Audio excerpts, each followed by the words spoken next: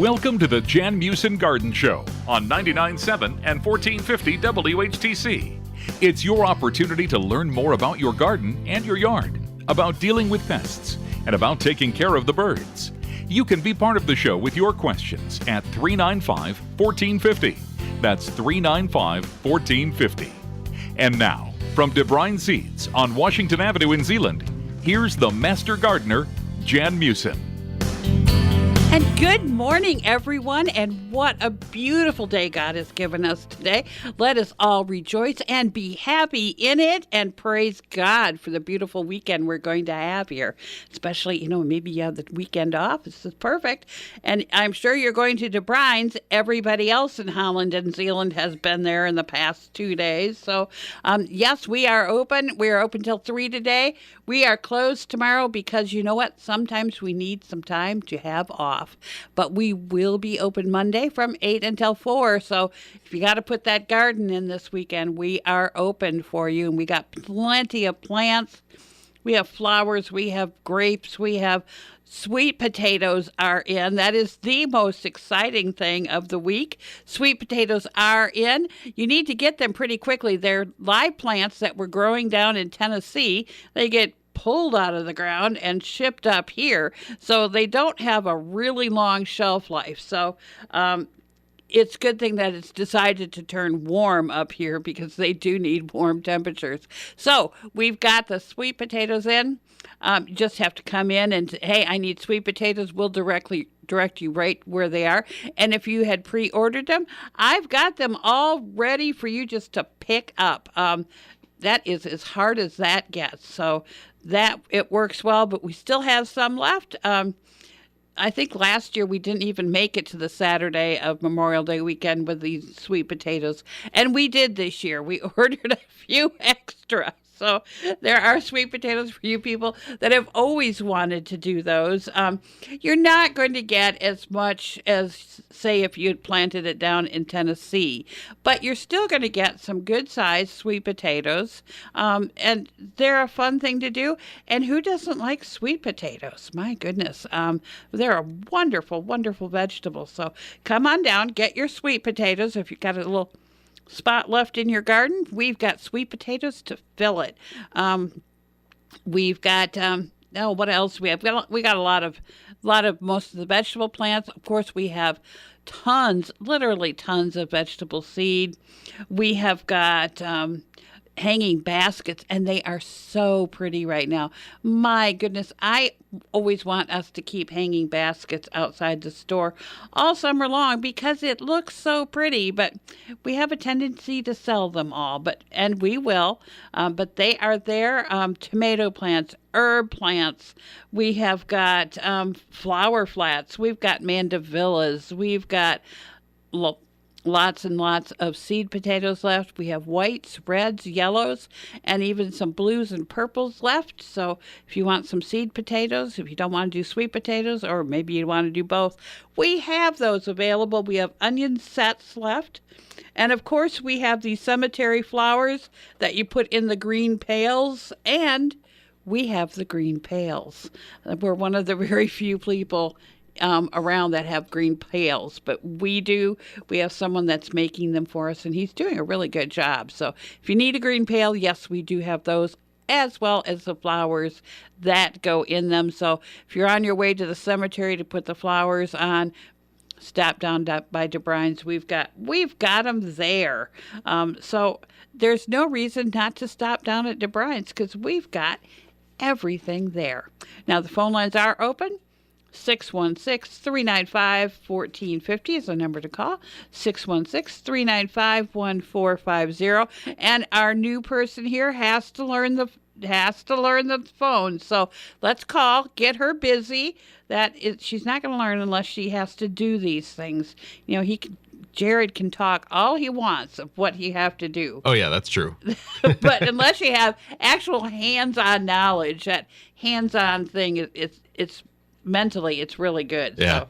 It looks like we're getting a call now, too. Okay. Well, good morning, caller. You're on Garden Hour. Yes, good morning. How are you today? I'm wonderful. How about you? Oh, what a beautiful weekend. Oh, yes. So I have a question. the air conditioning unit that attaches to the actual wiring of it was on my mom's house, and when my brother went to pull it out, there was a huge mouse nest in there. So I'm wondering, she's in kind of back in the woods, and he took care of all that. Now we're going to have the inside of all that replaced because some wires were chewed. But he's talking about some poison pellets or something for mice, or what would you recommend for doing this? Because it is attached. If you were to look at it, you would have never seen it. Yeah. So I'm not sure how they got in there, but what do we do to prevent that going forward? Okay, what I did was I packed the area with steel wool. I just didn't want them to make a nest back there again. And okay. I spray it, and I sprayed the inside too with rodent stopper. And now that I've packed it all, I spray it when I walk around the house. Every 3 or 4 months, I just spray it with rodent stopper. And I put some Ramic pellets down in there. I just wanted to get inside the actual part where the electronics are, or the electricity part is. Yeah, that was I put it right down. I'm hoping everything is nothing, no wires are chewed anymore, and I'm hoping that it was all thing. But I have no problem with mine, so. I don't even know how he caught that, except for he said he turns his off in that area, where ours is totally different on our house. But yeah. He lives back in the woods, and so rodent stopper, steel wool, and then spray that steel wool with rodent stopper. Yeah, that's what I did. And then you did the pellets. And I did put some pellets down in there. Yeah. So pellets right inside there. Yeah. Okay. Yeah. All right. Good luck. Oh, the last thing you want is mice. Wait till the heating and cooling man comes now. Yeah. Okay. But anyway, thank you so much. That's good advice. Thank you very much. Yep. Good luck. Good weekend. Thank you. Yep. And the phone lines are open. 616-395-1450 is the number to call.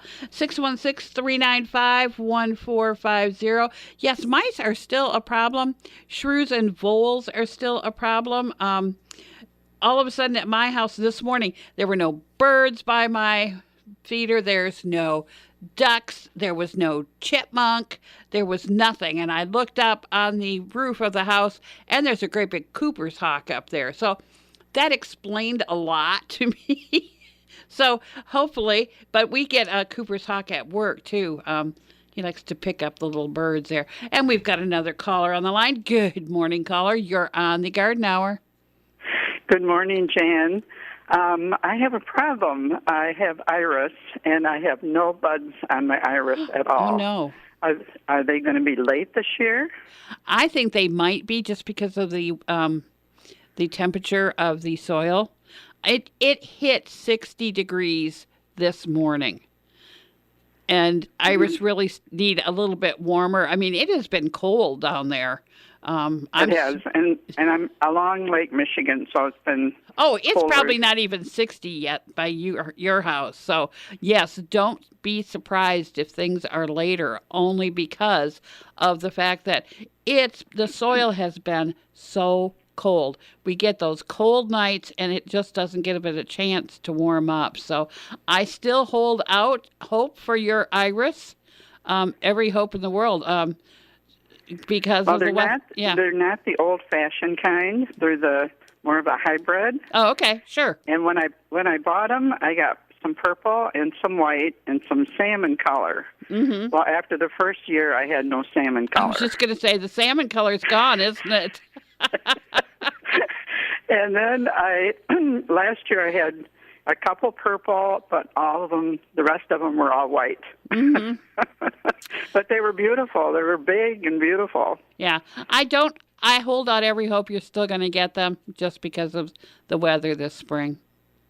Oh, okay. All right. Thank you. Yep. Good luck. Mm-hmm. Bye-bye.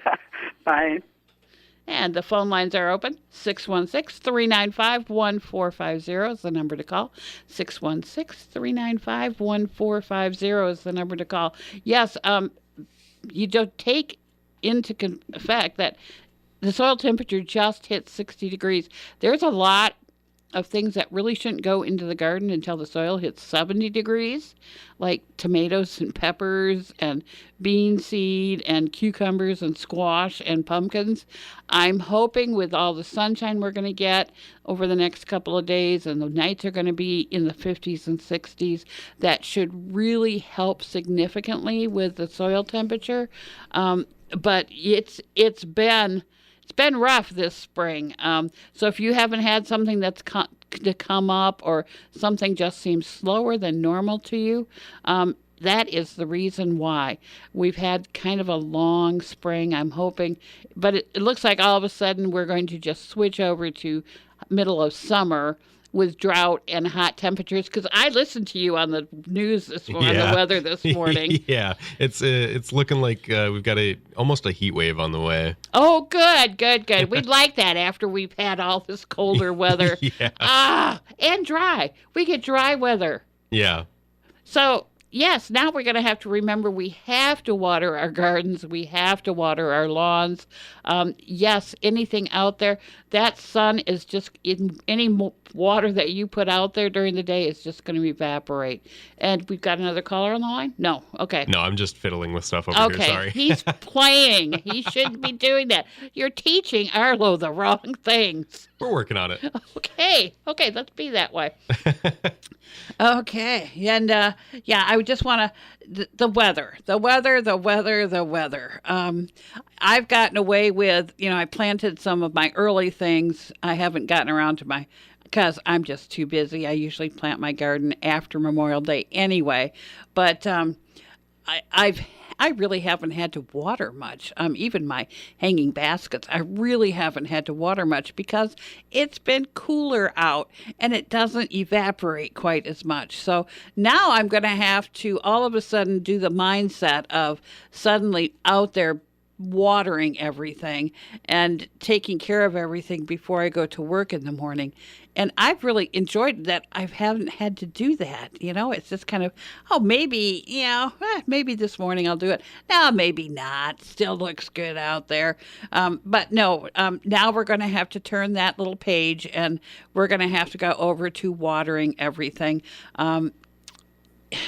Remember, gardens are best watered at the ground level rather than from overhead. It just prevents a lot of problems later on.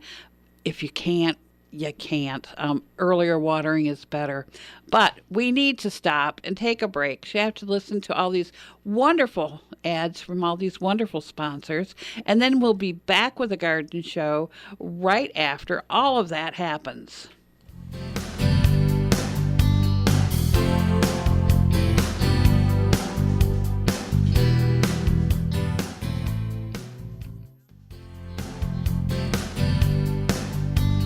Patty would know. Good morning. We're back with the garden show. Phone lines are open. 616-395-1450 is the number to call. 616-395-1450 is the number to call. We've been talking about our exceptionally long spring and the cold weather and the cold soil temperature for so long. But hey, Memorial Day, we're opening up the door to midsummer. It's going to be hot. In the 80s, Jared told us, and it's pretty dry out there. So we have gone from cool and kind of moist to hot and dry overnight. So do take care of things. We had so many people come in this morning and want to put down lawns right now. Now, you can put lawns down, the grass seed down in the spring. Hopefully you get it down before the weeds start coming up. But it's going to be a tough road, especially with all of the hot, dry weather that we're going to get lawn to come up. You're really going to need underground sprinkling unless you are extremely dedicated to watering. It's not that the plants need, I can water it, an hour in the morning. Well, no, that does not help.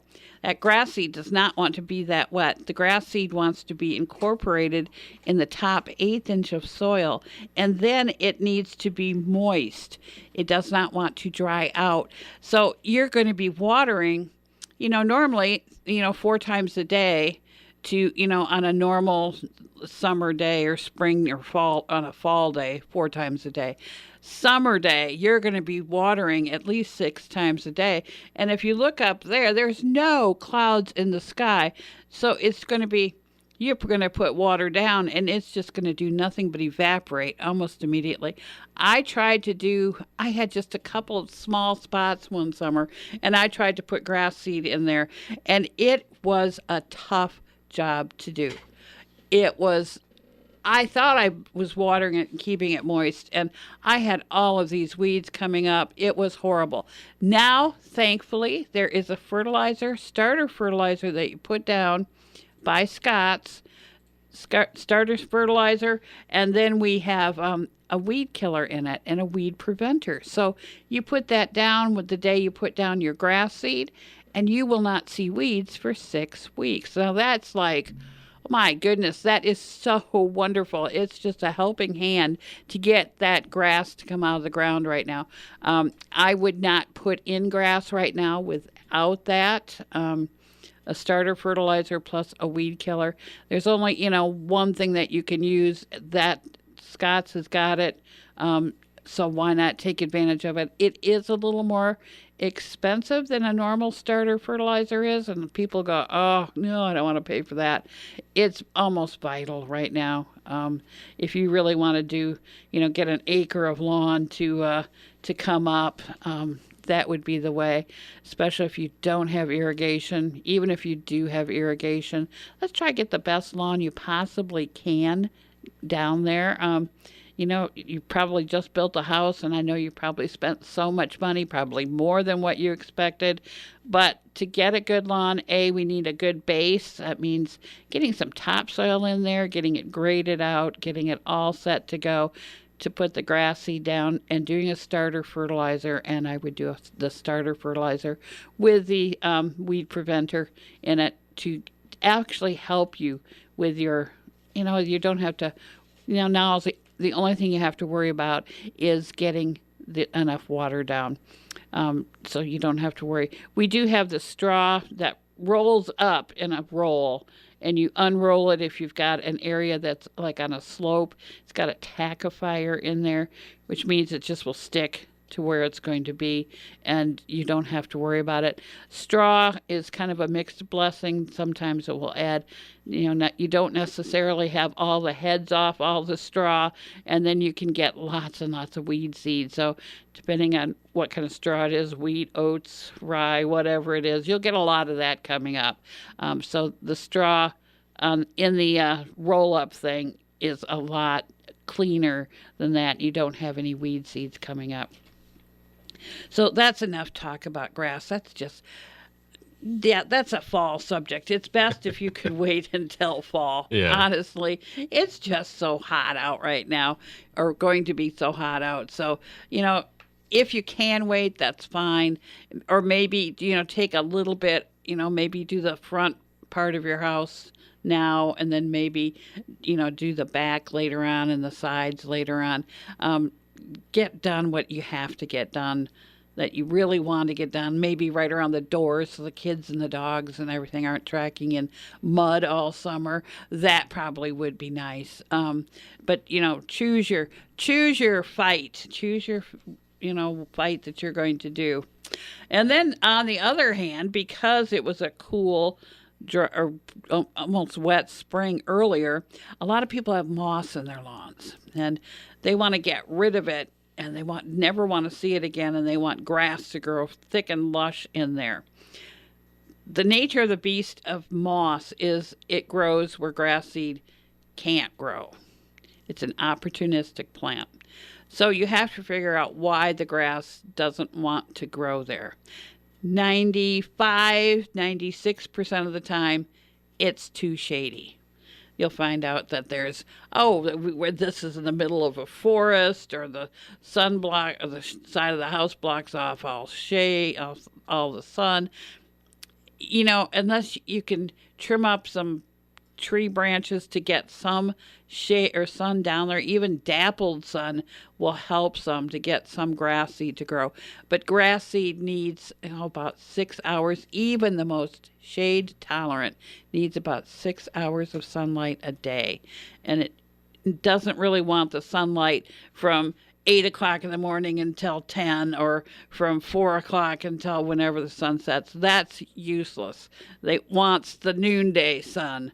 So that's, you got to think about that. There's lots of things that like to grow in the shade, except for grass. And I even saw one year for the Hort Club, they had a beautiful moss garden here in Holland. It was gorgeous. They sent away for moss. So there's all different shapes and sizes. It was so pretty. But killing moss is easy enough. Keeping it out is the harder thing. So if you can get more sunlight, more air circulation in the area, that will help immensely. Okay, so we're going to have more fun things to talk about. We're going to talk about birds after the news and all of that fun stuff goes on, but we'll be back with the garden show after this.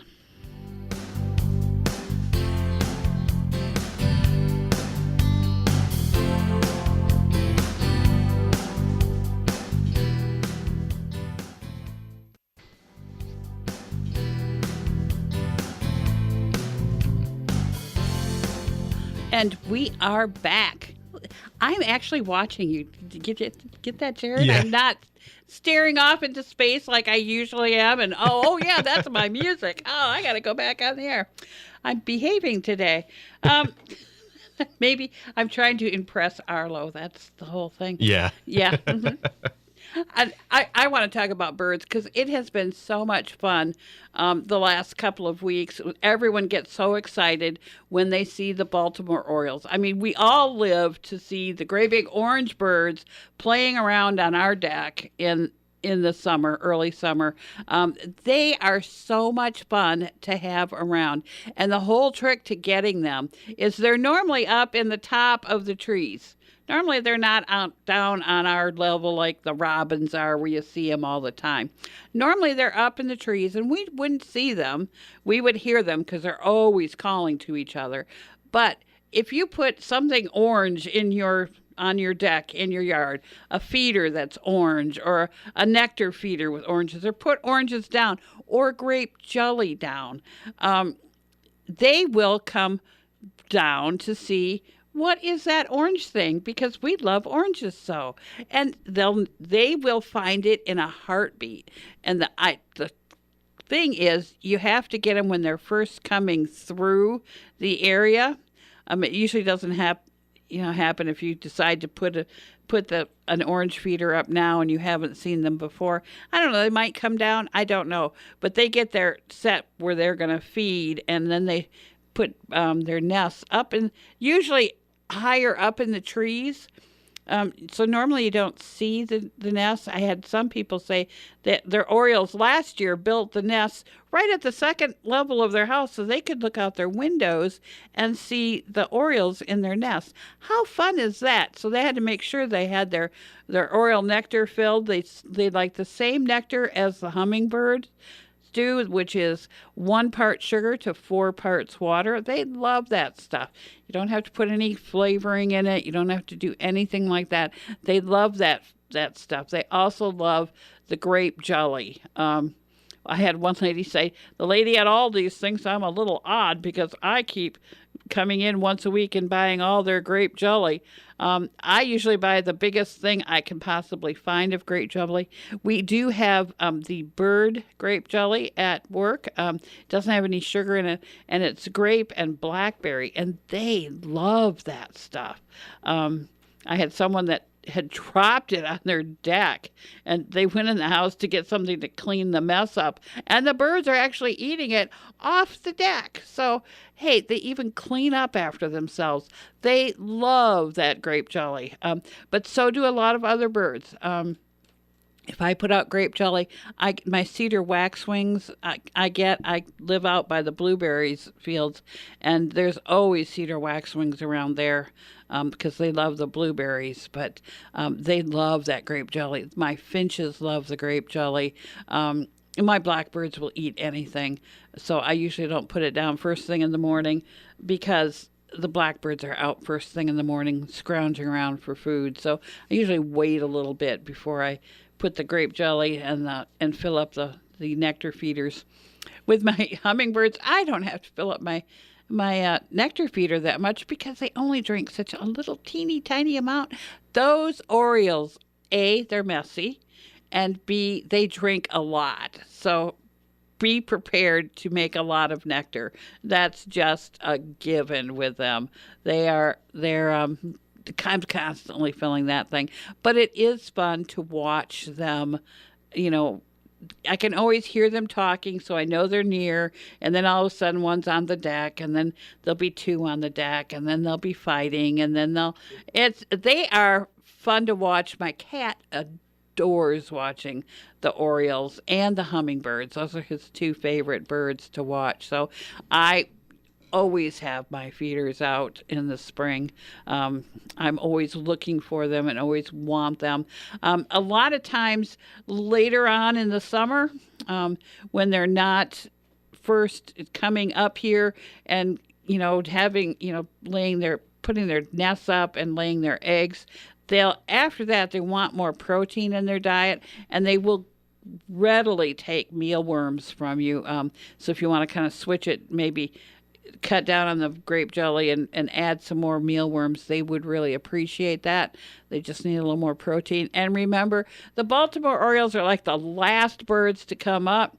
They're the first ones to leave. By July, they've had their one brood of kids, and they are headed back south. They are the really early people to go back. Hummingbirds don't go back until the end of September.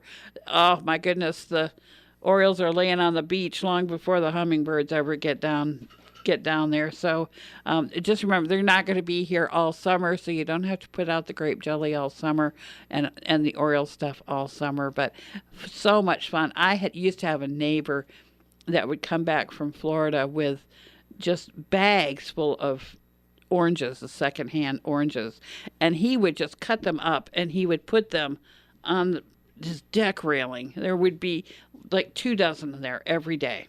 And that's how I got Orioles in my neighborhood, was thanks to him. He's now long gone, but they still come back every year looking for we old people in the neighborhood that remember the Orioles come and will feed them. So once you get them coming, they're very, very faithful, kind of like your hummingbirds. And then don't put your feeders in a different spot than what they were before, because they get kind of fussy about that, especially my hummingbirds. They don't like it if I moved my hummingbird feeder over because it was in sight of my bedroom window, and it was kind of nice to be able to see that. And so I moved it over. They did not like that at all. They would fly round and round and round where it used to be. So I finally moved it back. So that's where I keep it now. But later in the summer, I put up the humbug feeder that you put in the old banana in it. Everyone always has a banana sitting around on their counter that's going a little bad. So instead of throwing it out or making yet more banana bread, you put it in the humbug feeder. And you put it outside, and the whole idea is it attracts fruit flies. And so the fruit flies are flying in and out with this rotten banana. The hummingbirds love those fruit flies. And watching the hummingbirds kind of diving down for those fruit flies, they are fast, and it is a fun feeder to watch. Much more fun than the boring nectar feeder is, because these guys are actually working for their meal. Just a fun thing to watch. But the best time I have is the end of the summer. I grow anise hyssop every year. I did it one year just because I was doing a tea garden, and I wanted to see that supposedly was really good for tea, which it is, but I would have hummingbirds at it constantly. And they would not only be the hummingbirds, they would bring their children. So there would be bigger hummingbirds and smaller hummingbirds by that. I love that stuff. That is so much fun to watch those birds. It's a real tall, perennial, purple flowers on the top, kind of blow in the wind. They are spectacular for hummingbirds. I am doing a presentation on pollinators at the seniors thing at Central Wesleyan next Friday. I'm going to do the pollinator thing. I think I'm first thing in the morning at 8:45. So you have to get there early to go to my lecture. But I'm going to talk all about that because that was one of the best things. And they are actually pollinating my flowers. So that's why I get them coming back every year. It's because of my little hummingbird families. So, don't knock it. It works for me. I love my hummingbirds, and I love my Orioles. My hummingbirds are my better friends because they stay all summer. Orioles are kind of, now we're gone. But yes, you'll get to know your birds. That's the best part of watching a bird feeder, and everyone why put feed out in the summer. Well, they still eat, and there's lots of birds out there, and it's so much fun to watch all of these birds fighting over a little tiny bit of food or doing whatever they're doing out, where you can just sit on your deck or whatever and watch them. I thoroughly enjoy that. It's much better than TV. My cat sits out there with me and watches the birds. He's too dumb he's a little afraid of most of them. But hey, that's okay with me. He just kind of sits there and cowers if like a robin-sized bird comes along. My goodness, that is horrible in my backyard. So, but anyway, we need to stop and take a break. I can't remember what happens during this break. It might be just some sponsors. But anyway, you need to listen carefully, and we'll be back with the garden show right after that.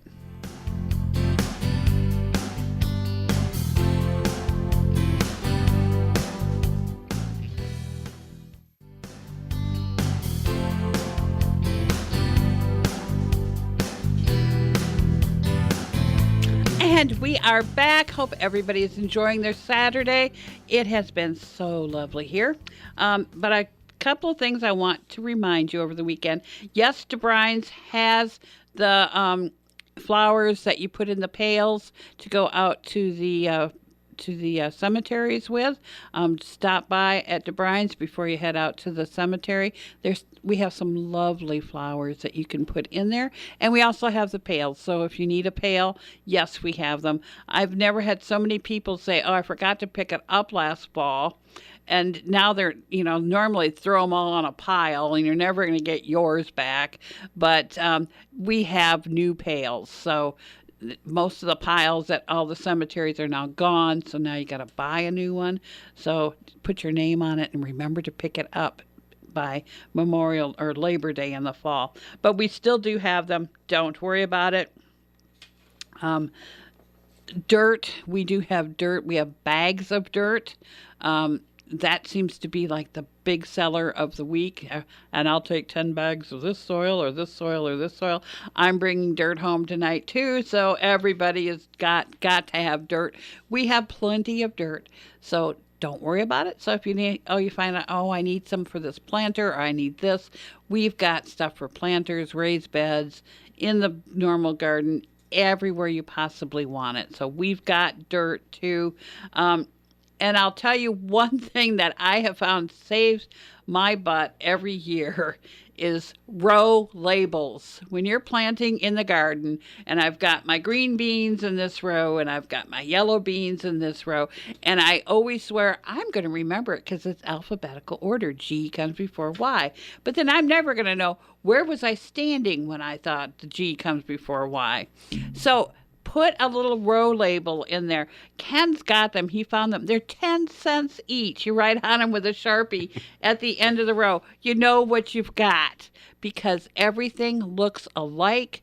as when it first starts to come out of the ground. So label your tomatoes if they didn't come with a label, or even if they did come with a label, put another label by it. It's going to disappear. I can guarantee you that. So, if you got a Mountain Spring or if you've got a Sweet 100 cherry tomato, put a sign by it. Mark everything so you know what they are. Everybody comes in just like me. I had the best peas last year, but I don't remember what I had. You got those row labels, and after if you use the Sharpie and it's water resistant, you can pull it out and you can put it in the garage, and I had Sugar and peas, and I had Snack Hero, and I had Jade beans, and I had Goldilocks yellow beans. You've got it all right there. It makes it so much easier. And if you even, they always tell you to make a journal of it and, write everything down in a journal. Who's going to have time to sit out there with a journal? So I just pick up my row labels, and I know exactly what I planted last year. Too many years went by where I didn't remember, and then I had too many years. I searched for those peas that I had planted and could not find them, and I'm like, I don't know, they haven't changed. I don't know what happened. But hey, once you find them again, label them. And you've got it. Some people just keep the bags that they came in. That works well also. So you just remember what you've got. With corn, label the thing. Keep the bag. Unfortunately, corn changes a lot, the newer varieties. And the extra tender 273 is now no longer in production. We have Signature that has replaced it. But I'll tell you, everybody's coming in for the extra tender, which was the best corn ever in the world.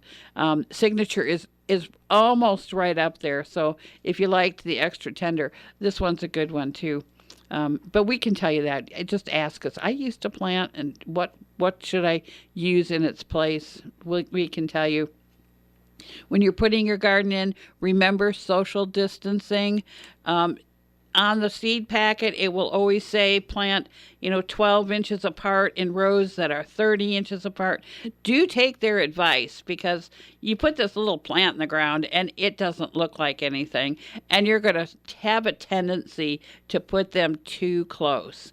And then when they're growing, they kind of grow up into each other, which in and of itself is not bad, but you don't get any air circulation in there, and you'll get powdery mildew, and you'll get all these fungal problems because they are too close together. So keep them far apart. Remember social distancing.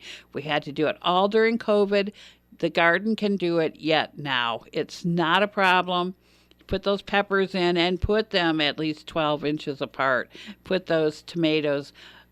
Roma tomatoes have a tendency to roam. I don't put a tomato cage around it. I give those lots of room because they can be all over on the ground in the garden. So Romas roam. Just remember that. Most of the other ones you can put tomato cages around, and do the tomato cages now. It looks really silly to have a little 12-inch tomato sitting in a 4-foot tomato cage right now, but believe me, it will grow. So keep that in mind. Get those cages around them now. Hemlock Wooly Adeljids, I have never had so many people come in with pictures of them, with a branch with them on. Check your hemlock trees. They're around Zeeland and the north side of Holland, really bad right now. Easy enough to take care of them. The BioAdvance tree and shrub, pour it around the base of the tree. You don't even have to spray up into the tree. Pour around the base, and it takes care of them. You'll probably have to do it once a year for a couple of years, and then you only have to do it once every 3 years. So it's not the most expensive thing to take care of, but do look up. It usually doesn't start at the lower level of the tree. Get your binoculars out and look kind of in the middle of the tree. Spread usually by songbirds that go from an infected tree to another, and it has it on their little legs and they don't know. And so look up. You'll see it. It's a woolly thing. And that's exactly, it looks like, someone put a cotton ball between the stem of the leaf and the twig, and they'll be all over. And what it is that little Adeljid, which is the name of the insect, it makes this little puff ball around it. It looks like cotton, exactly what it looks like. You can spray that all day long. Insecticide will not get through that. So it's pretty much inside a tank on your tree. So that's why you got to pour the stuff on the base, around the base of the tree, and it actually goes up into the tree.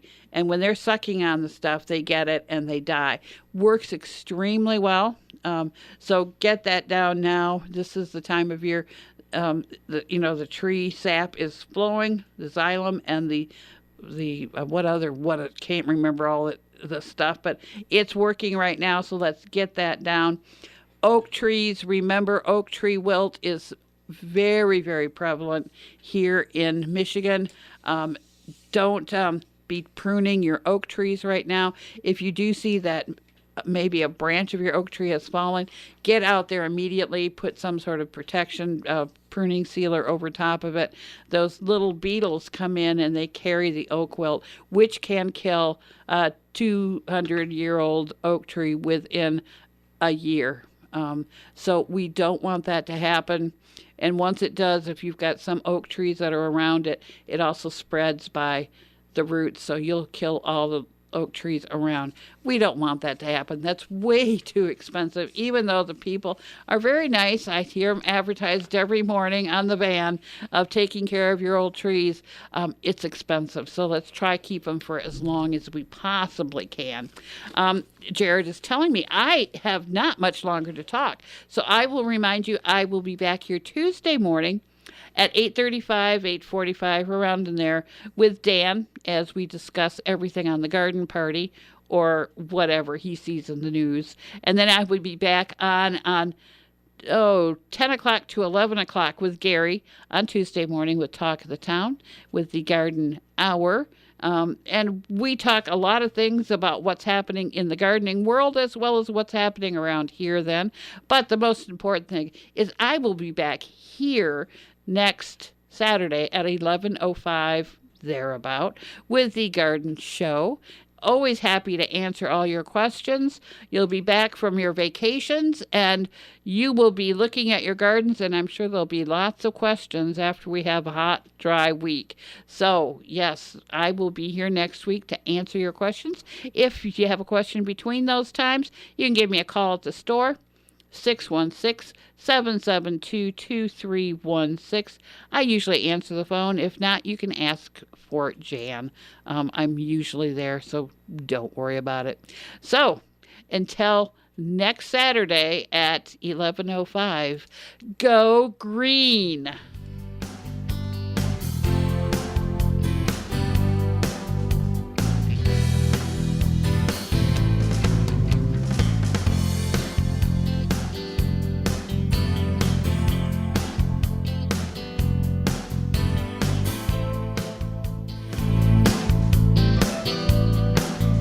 You've been listening to the Jan Meeuwsen Garden Show on 99.7, 1450 WHTC and WHTC.com.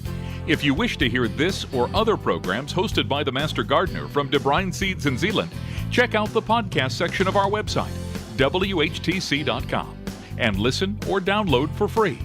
The Jan Meeuwsen Garden Show is a presentation of 99.7 and 1450 WHTC. Where Holland wakes up every weekday at 5:30. The WHTC Morning News on 99.7, 1450 WHTC Holland and WHTC.com.